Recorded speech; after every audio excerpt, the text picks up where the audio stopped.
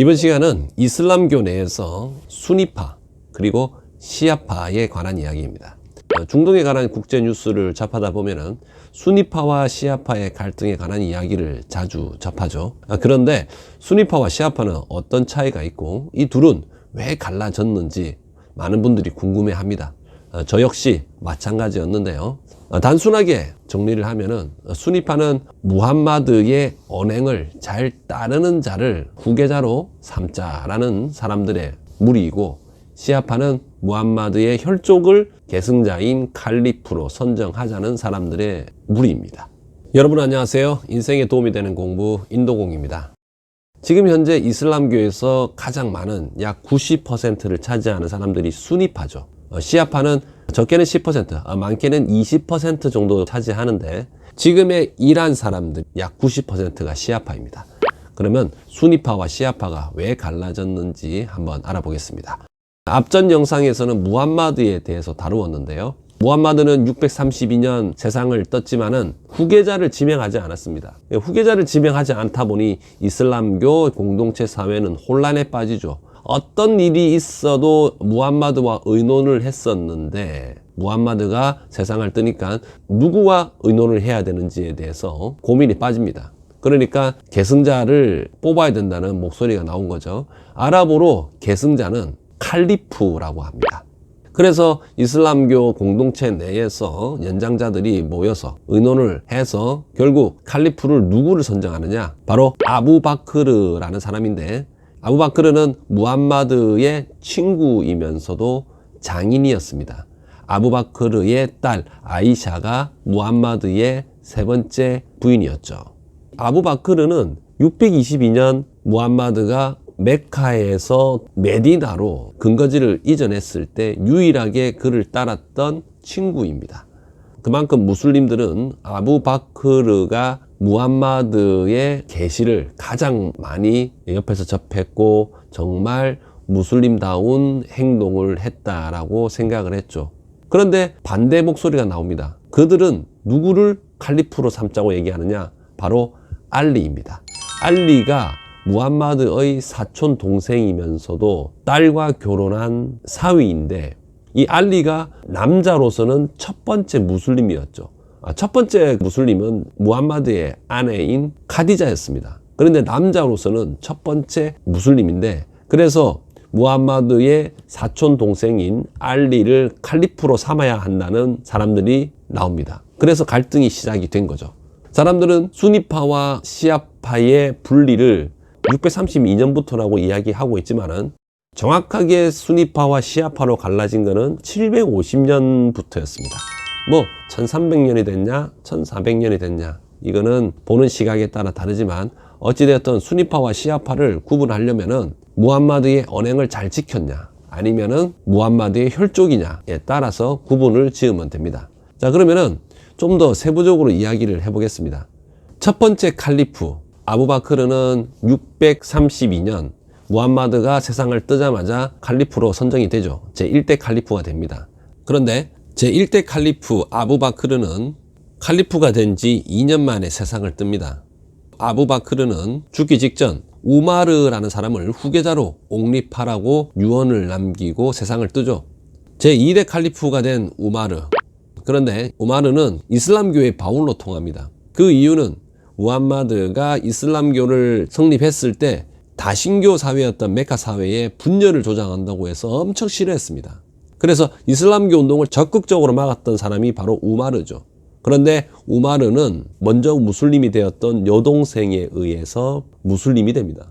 그리스도교 내에서도 바울이 그렇게 예수 그리스도를 싫어했는데 적극적으로 예수를 설파했던 그런 일화와 일맥상통하죠. 제2대 칼리프 우마르는 비잔티움 제국의 땅이었던 지금의 시리아 그리고 팔레스타인, 더불어서 이집트까지 영토를 확장합니다. 특히 우마르는 비잔티움 제국과 허구한 날 전쟁을 펼쳤던 사산 왕조 페르시아마저 거의 멸망에 가까운 타격을 입힙니다. 우마르가 이슬람 사회에서는 대단한 업적을 남긴 사람이죠. 이슬람 사회가 제2대 칼리프 때까지는 괜찮았는데 세 번째 칼리프 때 문제가 발생하죠. 그 이유는 바로 무함마드 이후에 첫 번째 칼리프, 2대 칼리프는 하심 가문, 그러니까 무함마드와 같은 가문이었는데 반해서 세 번째 칼리프인 우스만은 우마이야 가문이었습니다. 완전히 다른 가문이었죠. 그런데 우스만은 두루두루 사람들을 등용하지 않고 자기 가문인 우마이야 가문 사람들을 중요한 자리에 막 앉히기 시작합니다. 그렇다 보니 무함마드 집안 사람들의 반발이 생겼겠죠. 특히 무함마드의 사촌 동생인 알리를 지지하는 사람들의 반발이 컸습니다. 우스만이 칼리프로 재임했던 시기는 644년부터 656년인데 당시 중동 지역에서 거대한 영토를 차지하고 있었던 사살 왕조 페르시아가 651년 멸망했는데 이슬람교가 이 사살 왕조 페르시아의 영토를 차지하면서 엄청난 확장을 하죠. 그런데 칼리프 우스만이 제대로 통치를 못하다 보니 각 지역에서 반란이 일어납니다. 특히 이집트에서 반란이 일어나는데 그 반란 배후에는 무함마드의 혈족인 알리를 지지했던 사람들이 그들을 부추겨 가지고 우스만이 있는 메디나로 쳐들어가는 상황이 발생합니다. 결국에는 우스만을 살해하고 말죠. 칼리프 우스만이 죽자 폭도들은 알리에게 새로운 칼리프가 되어 달라고 요청을 하는데요. 그전에는 무슬림 공동체 내에서 선출 과정을 거쳐서 칼리프가 탄생했지만 선출 과정을 거치지 않은 칼리프가 탄생하게 된 것입니다. 이렇다 보니 칼리프 알리는 정통성 시비에 휘말리게 되는데요. 비극이 시작됩니다. 3대 칼리프였던 우스만의 육촌 동생인 우마이야 가문의 무아위야라는 사람이 나타나는데요. 무아위야가 알리에게 도전을 합니다. 그런데 전투에서 알리를 당해낼 수 없었죠. 무아위야는 전투에서 불리해지자 협상을 요구합니다. 무아위야는 협상을 요구할 때 창 끝에다가 우라를 매달았다고 하는데요. 그렇다 보니 알리는 같은 무슬림끼리 피를 흘리기를 싫어해서 중재를 받아들입니다. 하지만 알리를 추종했던 사람들 중에 일부가 극렬히 반대를 하죠. 그런데 알리는 그들의 목소리를 받아들이지 않습니다. 결국 협상을 하게 되고요. 이들은 협상을 한 알리를 떠나게 됩니다.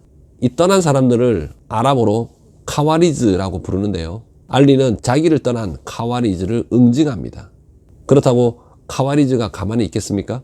이에 대한 보복으로 661년 알리를 살해하고 맙니다. 제4대 칼리프 알리가 죽자 그 다음은 누가 칼리프가 되었을까요? 바로 3대 칼리프 우스만의 육촌 동생이자 우마이야 가문의 무아위야가 5번째 칼리프로 등극합니다.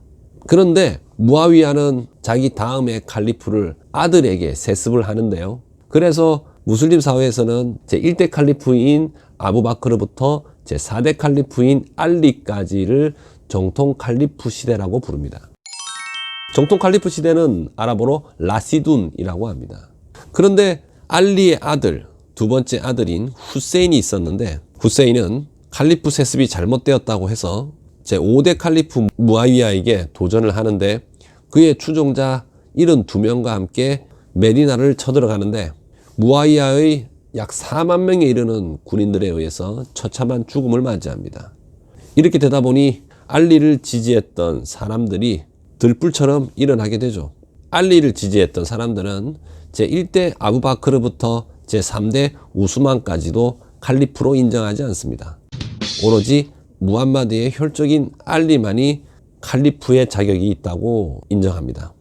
그렇게 세월이 흘러서 후세인이 죽은 지 70년이 흐른 750년, 이슬람 제국은 엄청난 영역을 차지했지만은 동쪽 지역에서 차별을 받고 있던 세력들, 특히 멸망한 페르시아계 아바스인들이 알리 추종자들과 함께 손을 잡고 우마이야 왕조를 무너뜨립니다. 이렇게 해서 시작된 왕조가 바로 아바스 왕조. 이때부터 본격적으로 수니파와 시아파라는 용어가 사용되기 시작해서 지금까지 서로 반목과 대립을 거듭하고 있습니다. 이번 영상은 여기까지입니다. 내용이 좋았다면 구독과 좋아요 부탁드립니다. 다음 시간에도 알찬 내용으로 찾아뵙겠습니다. 시청해 주셔서 감사합니다.